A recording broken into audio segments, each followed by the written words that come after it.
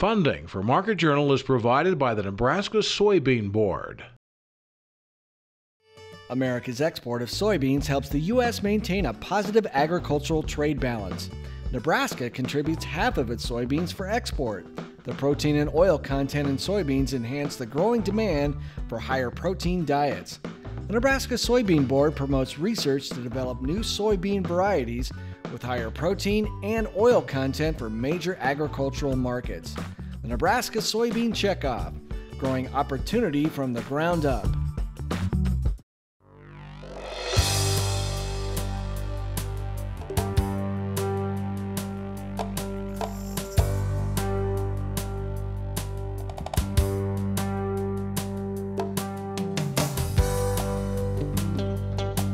Market Journal, television for making agricultural business decisions, is a presentation of the University of Nebraska-Lincoln Extension, where you can know how, know now.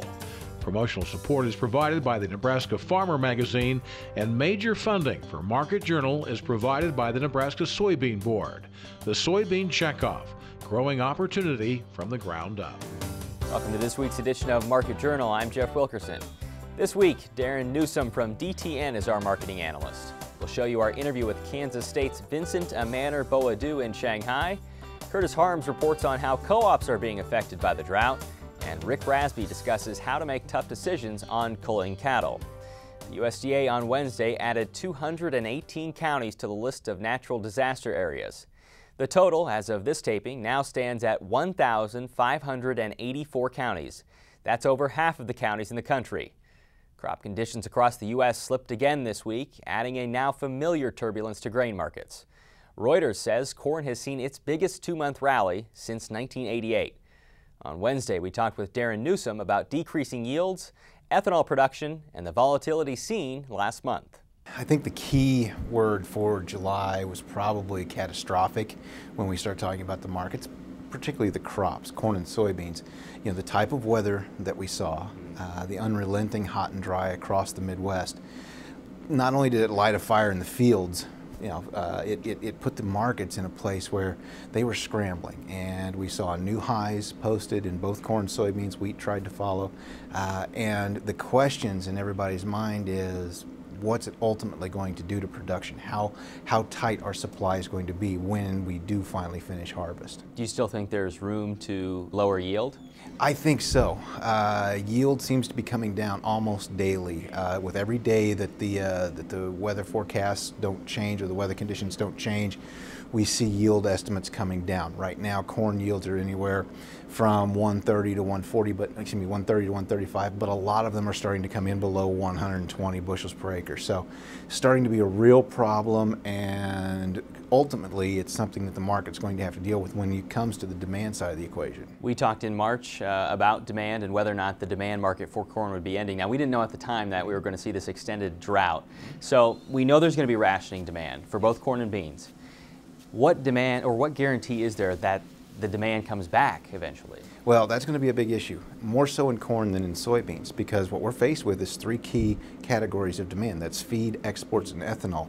All three of them are going to have to be drastically reduced in 2012-13, so starting in September 2012, running through August 2013, if we're going to maintain any type of ending stocks at all domestically.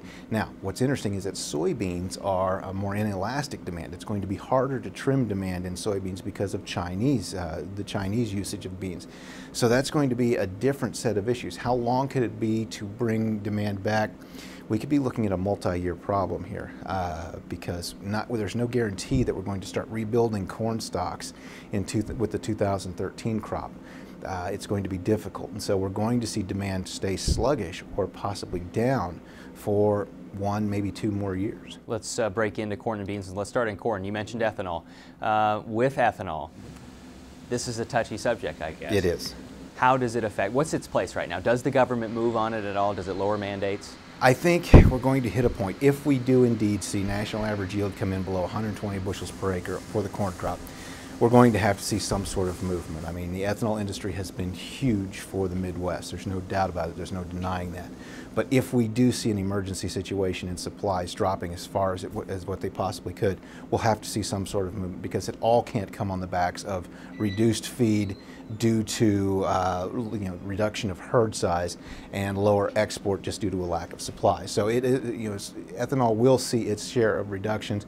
Will it be mandated? Will it be market driven? Could be a little bit of both. In soybeans with China, at what point does China say, this isn't much fun buying this much and this big? Where do they shift, or do they shift? They've already done a great deal of buying for 2012, 2013, but their demand is such that they really can't just all of a sudden shut it off. They need it for feed. They need it for their, for their population continues to get larger. Their middle income folks continue to get larger, and so they have a very solid demand that they have to continue to meet. So it's going to be difficult because not only are we having a problem here, but we're coming on the heels of a South American crop that was also lower in production due to its own drought problem. So it's two huge suppliers, the U.S. and South America, both are looking at short supplies. That's going to leave soybeans in a very difficult situation, basically once we get into, say, mid to late winter. Have grain markets blown past Europe? We focused so much on Europe in the first half of this year. Have they done enough now that it would take something catastrophic in order to affect grain markets? As far as Europe goes? As far as Europe goes, if we would see a major collapse of some sort, and that doesn't look like it's going to happen. Right now the weather has seemingly pushed all of the news out of Europe to the side. Every once in a while it'll flare up again. We'll see it move with it. We'll see the U.S. dollar index move in relation to that. But the grains have broken this contact with the U.S. dollar, and so yes, they've basically broken contact with concerns out of Europe. I think it's going to take a while before the grain markets settled back down to the point where Europe becomes the main driver of direction again. This winter and certainly this past spring that was the case. Just there's so many other things to focus on right now that are really affecting the supply and demand of our grains that those take precedence at this point. If you're a farmer, you still have some old crop corn and beans. At what point do you say, maybe I'm being a little too greedy here? It's going to be a very difficult market because we get to these high price levels, and like what we've seen over the last couple of days, we can rally to new highs and then follow that up with 40, 50, 60 cent losses in the blink of an eye. So, for those who are still holding, you just have to pick a point and sell. Should the markets go higher long term? Yes, because there is a concern about tight supplies. But again, that demand question, if demand shuts down, no one's going to be willing to push price. And so there's a fine line where we're going to hit that tipping point and things are going to change. Next week, we'll look at cattle markets with Mike Briggs. Last year, China imported 895 million bushels of whole U.S. soybeans. To mark a 30-year partnership that began in 1982, a delegation of U.S. farmers representing the United Soybean Board, American Soybean Association, and the U.S. Soybean Export Council is now in China touring a soy crushing plant, a poultry company, and meeting with Chinese soy leaders. When we were there in June, we talked with Vincent Amanor-Boadu from Kansas State about how China's increasing population is affecting farmers in Nebraska and the rest of the Midwest. Right now, the major change that we are seeing in China is the fast growing incomes. This country has been growing at about 12% for the last 5 years. Their growth has slowed to 8% and they are crying about it. We are growing right now at under 2%, and we think that is good. So the growth that is happening in this country, which is directly having impact on incomes, is what I think is fascinating going on in this country. How does that affect what farmers in the United States do? When you have a large population like China, 1.3 billion people, growing at 8 to 12% in income, what that is telling you is that these guys' eating habits are going to change. I mean, it's been changing and it's going to change a lot more. Increasingly, we know that as people's incomes go up, they begin to replace their cereal diets with protein. So they're going to start drinking a lot more milk. They're going to start eating a lot more meat. And when you have that, it means you're going to need a lot more grain to feed the animals that produce these products. And that is a great opportunity for us to start thinking about. And we know that for the U.S., China is a major importer for U.S. soybeans. Some believe corn will be the next step.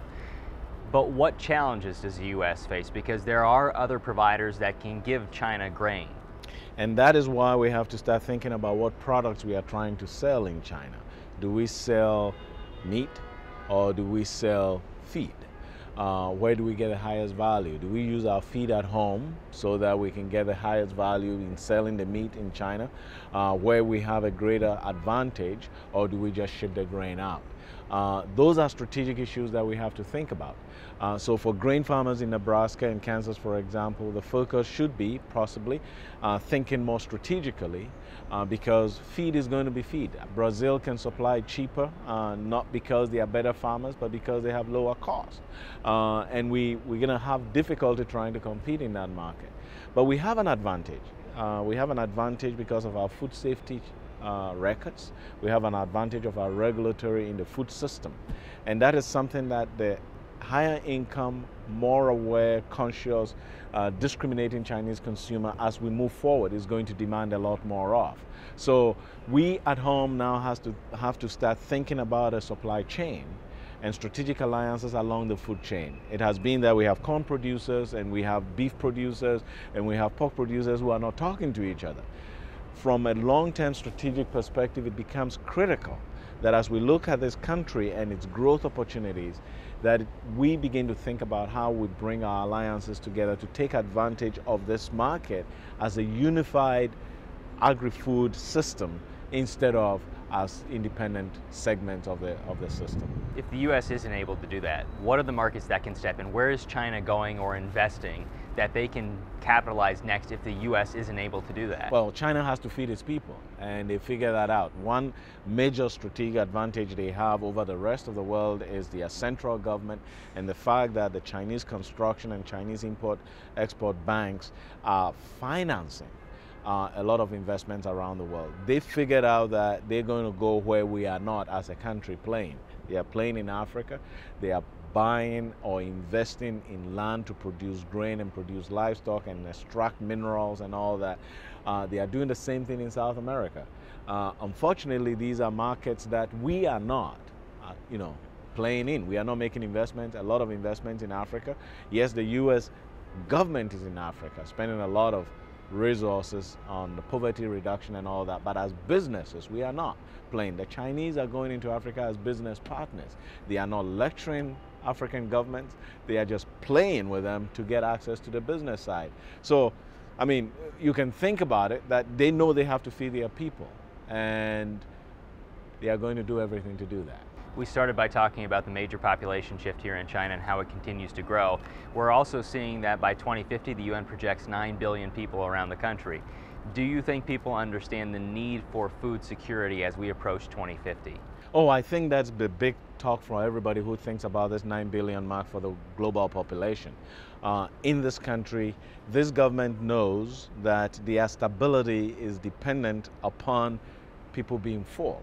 I mean, their whole strategy over time has been getting food issues addressed and in this country so that you can get political stability. And they're going to do everything to ensure that they remain the system that they are. Next week, we'll show you our final feature from China with Eric Trachtenberg, Director of Food and Agriculture at McClarty Associates. The theme for this year's Soybean Management Field Days is Growing Nebraska's Future. UNL Extension educator Keith Glewen says the 4 sites for this year's field days will give growers useful information for their area of the state. In the last 2 years, we've changed our format a bit in that now we're conducting replicated research at these locations.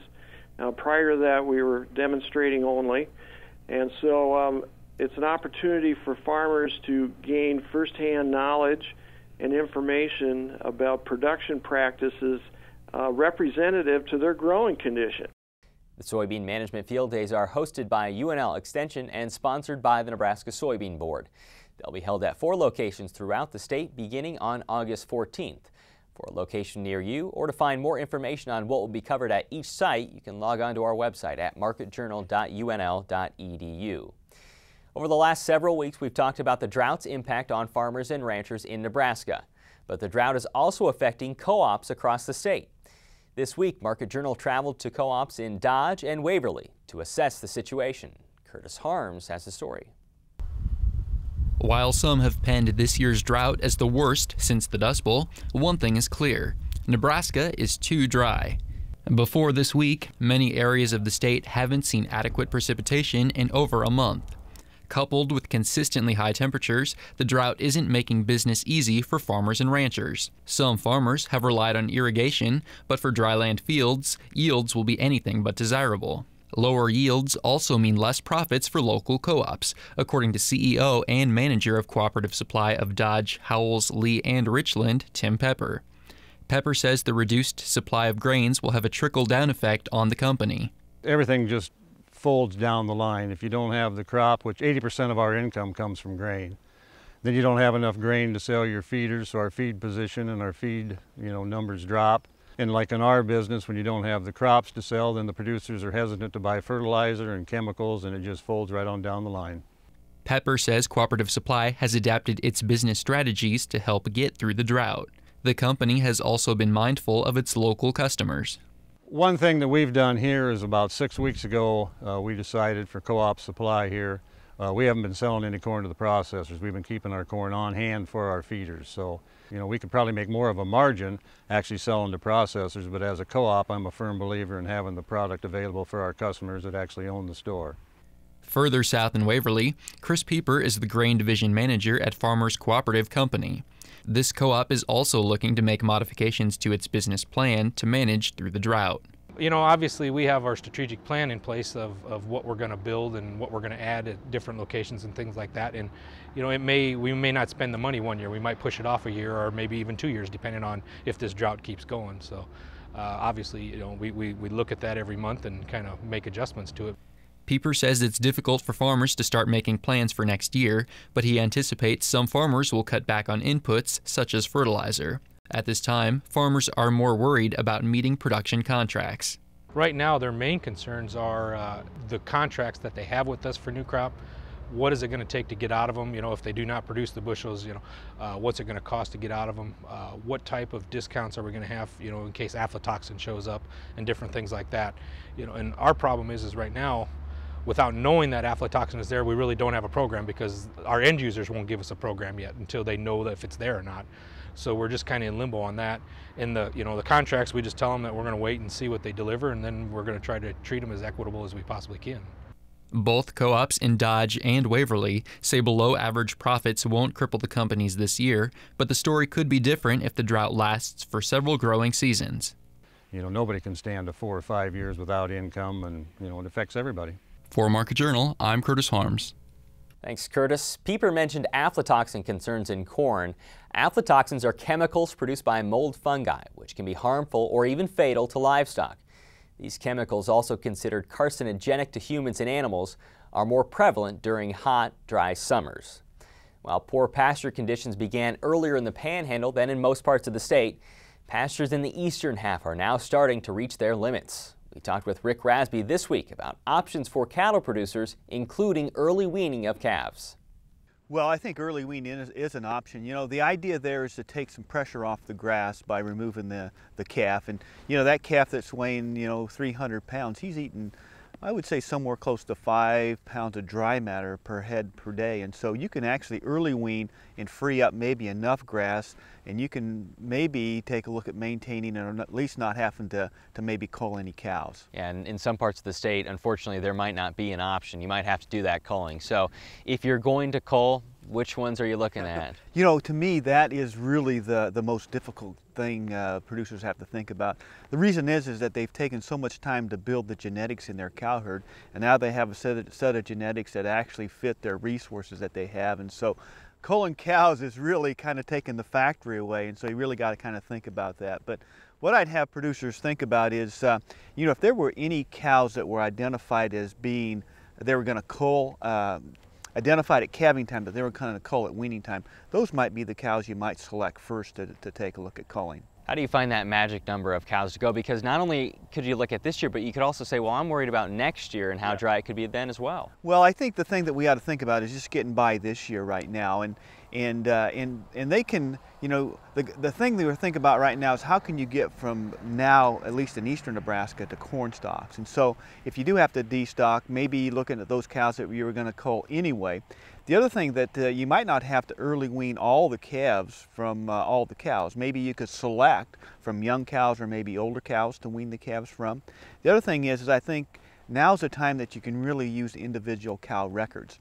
And what I'm thinking about there, if you have to cull cows, if you would go back to maybe the last 2 or 3 years worth of records and maybe identify cows that were in the bottom third or the bottom 25% in 2 of those 3 years, those may be cows that are telling you that, you know what, I'm not quite fitting your resources the way you manage. And those might be cows that you think about culling, or at least that would be maybe the first set of cows that you might think about culling. They draw the short sticks. They draw the short sticks, yes they do. But I think you can go in there and logically kind of think about how you might do that sequentially and maybe keep really the productive cows in your herd intact. For people that aren't familiar with what you were talking about, the genetics of it, how far can this set you back if you have to cull cows? Well, the thing is that we really have a lot of information on how we can change genetics now. You know, with EPDs and that kind of thing, we can ramp that back up fairly quickly. But the idea is that, you know, a cow has a calf once a year, and you know, the gestation length is so long is that you really can't make genetic change really fast. And so really over a time period you've built that genetics, and that's really the challenge, I think, when you think about culling cows. From your experience, this drought and what pastures look like now, at least in the eastern part of the state, how does it compare? Well, you know, 2002, I can remember that, and it was pretty dry there. I think the thing that's different about this drought compared to droughts in the past is that how widespread it is that there's a lot of Nebraska and a lot of bordering states that are being challenged by the lack of moisture. And so I think the thing about this year is, as compared to other years, is just how widespread it really is. Again, for more information on drought management, you can view UNL Extension's updated website at droughtresources.unl.edu. Corn stover could become a much bigger component of the Nebraska beef industry. The cover story in the August Nebraska Farmer explains how UNL researchers and a feedlot nutritionist are finding that grinding stover and treating it with calcium oxide will make it more digestible. That in turn would increase stover in feedlot rations and help feeders replace some of the higher priced corn. You can read more about utilizing corn stover in the August Nebraska Farmer or view the May 11th episode of Market Journal. Rain fell across parts of Nebraska late in the week. Now to forecast chances of more precipitation over the next week. Here's UNL Extension state climatologist Al Dutcher. Well, folks, here we are again for the weekly forecast. Before we get to the main forecast, let's summarize what's happened during the last week. Of course, we've seen a couple of convective outbreaks across the state. One earlier in the week during the Monday time frame, which basically hit some portions of southwest through south central Nebraska along the Kansas border. And then, of course, we had a rather significant outbreak as we got into the Wednesday time frame that dropped thunderstorm complexes across northeastern and north central Nebraska, and then a secondary piece of energy developed across southwest Nebraska, and that complex rolled right along the Kansas-Nebraska border, with I-80 being the northern periphery of that convective shield. And of course, we've seen a little bit of activity start to develop last night in response to a cold front that's currently impacting the region. So overall, if you're fortunate once again to get precipitation, you're very welcome.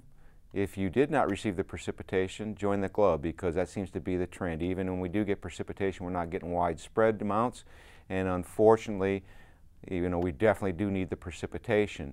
Now, as we go forward in time, we definitely are looking at a slight cool down this weekend before the heat returns, but maybe this is a sign that we're getting closer to fall, as this is the second consecutive weekend where we've gotten a little bit of cool air into our region and at least get us cooled off somewhat. Now, if we could just get the precipitation to cooperate, we could maybe break some of these significant drought impacts that we're seeing across the state.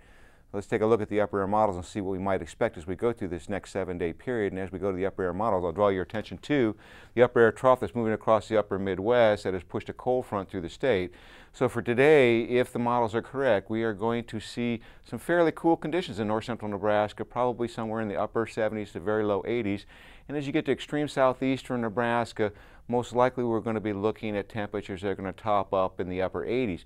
And again, we'll see the chance for scattered thunderstorm activity, particularly across the eastern half of the state. And as this cold front kind of blows through the region, we'll start to see an end of the precipitation during the afternoon hours. Now, by tomorrow, what we're going to notice is that trough quickly moves toward the Great Lakes, and we start to see the ridge moving its way back toward Nebraska. So we are going to see a bump in temperatures. For northeast Nebraska, we'll be looking up in the upper 80s. As you get into the panhandle, closer to the periphery of this ridge, we may see some isolated upper 90s across the region, particularly in the western half of the panhandle. Doesn't look like any significant moisture in store. Now, as we go to Monday, The ridge creeps a little bit closer into the region, and we could see some 100-degree readings across portions of the Panhandle, maybe in the isolated spots in the southwest. In terms of eastern Nebraska, we're looking at mid-90s. Again, nothing in the way of significant moisture. Now, as we go to Tuesday, the ridge builds back in a little bit farther, and we bump our temperatures up even more as we go to the low 90s northeast to the upper 90s across much of the western portion of the state. And again, an isolated 100 wouldn't be out of the question. And there is some indication there might be enough moisture around that we could develop some very isolated thunderstorms. Now, as we go into Wednesday, we're going to see that ridge continue to build toward the north, and we're going to bump our temperatures up to the mid-90s across all of eastern Nebraska with isolated 100-degree readings across western Nebraska, more likely upper 90s. And as we go into Thursday, again, that ridge stays right in place, maybe builds a little bit farther east with the core of the heat, looking at mid to upper 90s east to around 102 west. As we go into Friday, that ridge is still in place. We may see some moisture wrapping around it, give us a chance for some more precipitation. Very isolated. We're looking at highs in the upper 90s across the east to around 104 out west. 8 to 14-day forecast indicates the heat will continue. In terms of precipitation, indicating a broad area below normal precipitation, but I will draw your attention to a tropical system, Ernesto, developing, is expected to move through the Yucatan Peninsula about this time frame, so it may indeed impact our precipitation chances as we go into next weekend and the following week. Thanks, Al. For more ag information, you can download the Market Journal mobile app for iPads and smartphones. Through that app, you can also take part in our first photo contest for your chance to win an iPad. Capture any photo related to soybeans and provide your contact information. Submit the photo through our mobile app on the smartphones. Photos will then be judged and the winner will be announced in September. Next week, Mike Briggs will be our marketing analyst, and we'll look at where the Farm Bill stands as it approaches expiration. Until then, thanks for watching. I'm Jeff Wilkerson. We'll see you next week. Join Market Journal online at marketjournal.unl.edu. You can also follow us on Facebook and Twitter. Promotional support is provided by the Nebraska Farmer Magazine. Funding for Market Journal is provided by the Nebraska Soybean Board. The Soybean Checkoff, growing opportunity from the ground up. Market Journal is produced by the University of Nebraska-Lincoln Extension, where you can know how, know now.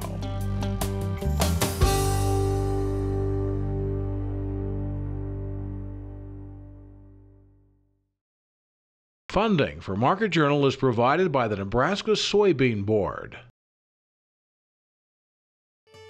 A diesel-powered engine on a farm works hard and operates in a grueling environment. Soy biodiesel fuels stand up to the challenge of powering farm equipment, but are also renewable and environmentally responsible as well.